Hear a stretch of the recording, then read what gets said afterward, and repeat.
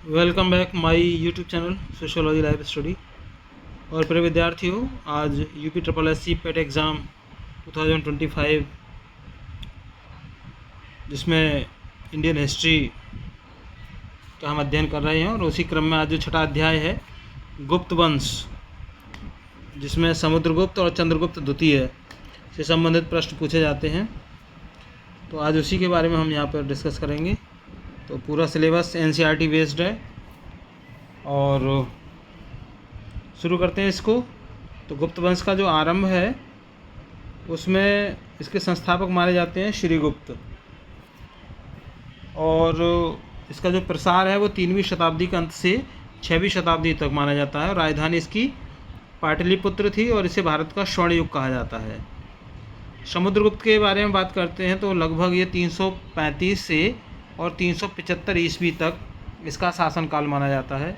गुप्त वंश का सबसे महान शासक, जिसे भारत का नेपोलियन कहा गया, मतलब विंसेंट स्मिथ के द्वारा। प्रयाग प्रशस्ति हर्षवर्धन के मंत्री हरिशेन द्वारा रचित, इसमें उसकी विजय गाथा है। दक्षिण अभियान आर्यावर्त विजय, बीड़ा वादक के रूप में चित्रण, कला, काव्य और संगीत प्रेमी। अश्वमेध यज्ञ का आयोजन भी इसने किया था समुद्रगुप्त ने। उसके बाद बात करते हैं चंद्रगुप्त द्वितीय की। इसका एक दूसरा नाम विक्रमादित्य भी था, इसको विक्रमादित्य के नाम से भी जाना जाता है।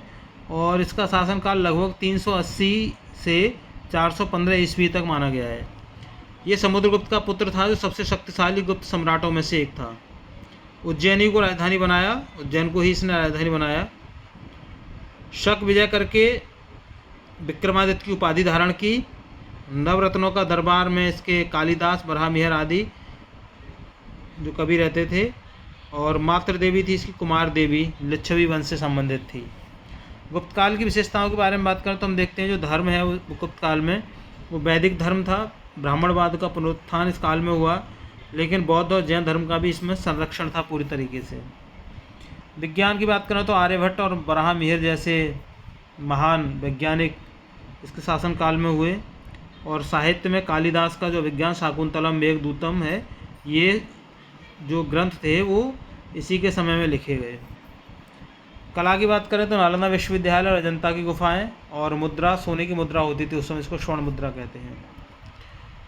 पिछली प्रतियोगी परीक्षाओं में पूछे गए प्रश्नों की बात करें तो यहाँ पर मैं आपको 25 प्रश्न यहाँ पे दे रहा हूँ। ये वो प्रश्न है जो एनसीईआरटी के सिलेबस पर आधारित हैं और पूर्ववर्ती जो प्रतियोगी परीक्षाएं हुई हैं उसमें ये प्रश्न आ चुके हैं। पहला प्रश्न है कि गुप्त वंश का संस्थापक कौन था? सही आंसर है इसका श्रीगुप्त। दूसरा प्रश्न है कि समुद्रगुप्त को भारत का नेपोलियन किसने कहा? सही आंसर है इसका वीए स्मिथ ने।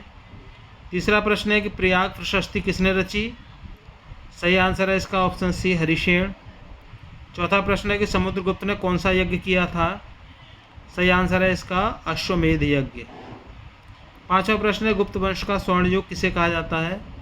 राइट आंसर है चंद्रगुप्त द्वितीय के लिए। क्वेश्चन नंबर 6 है चंद्रगुप्त द्वितीय की उपाधि क्या थी? राइट आंसर है विक्रमादित्य। क्वेश्चन नंबर 7 है कि गुप्त काल की राजधानी कहाँ थी?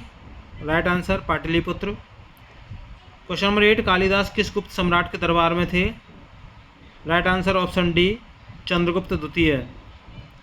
क्वेश्चन नंबर 9 समुद्रगुप्त की विजय गाथा का स्रोत क्या है? Right answer is option A Allahabad स्तंभ लेख।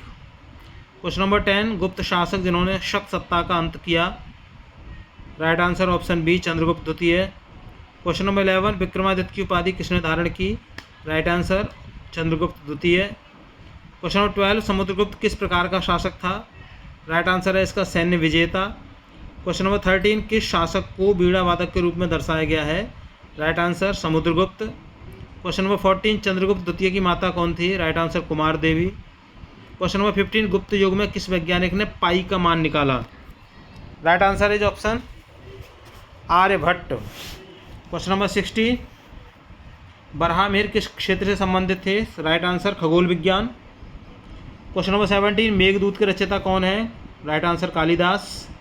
क्वेश्चन नंबर 18 गुप्त काल में किस धातु की मुद्रा प्रचलित थी? Right answer gold. Question number 19 गुप्त काल को स्वर्ण युग क्यों कहा जाता है? राइट आंसर कला, साहित्य और विज्ञान में प्रगति के कारण। क्वेश्चन नंबर 20 नवरत्न किस शब्द नवरत्न शब्द किस दरबार से संबंधित है? राइट आंसर चंद्रगुप्त द्वितीय। क्वेश्चन नंबर 21, उज्जैन को राजधानी किसने बनाया? राइट आंसर चंद्रगुप्त द्वितीय। क्वेश्चन नंबर 22, अजंता गुफाएं किस काल की हैं? राइट आंसर गुप्त काल। और क्वेश्चन नंबर 23, सप्तमिक प्रशस्ति का संबंध किससे है? राइट आंसर चंद्रगुप्त द्वितीय। और क्वेश्चन नंबर 24, गुप्त काल में किस भाषा का प्रयोग होता था? सो राइट आंसर इज संस्कृत भाषा। क्वेश्चन नंबर 25, समुद्रगुप्त की तुलना किस विदेशी विजेता से की जाती है? सो राइट आंसर नेपोलियन। तो प्रिय विद्यार्थियों, अगर आप चैनल पर नए हैं तो इसको सब्सक्राइब कर लीजिए। वीडियो पसंद आए लाइक शेयर कीजिएगा। मिलते हैं अगली क्लास में। चैनल पर जुड़ने के लिए थैंक यू। जय हिंद।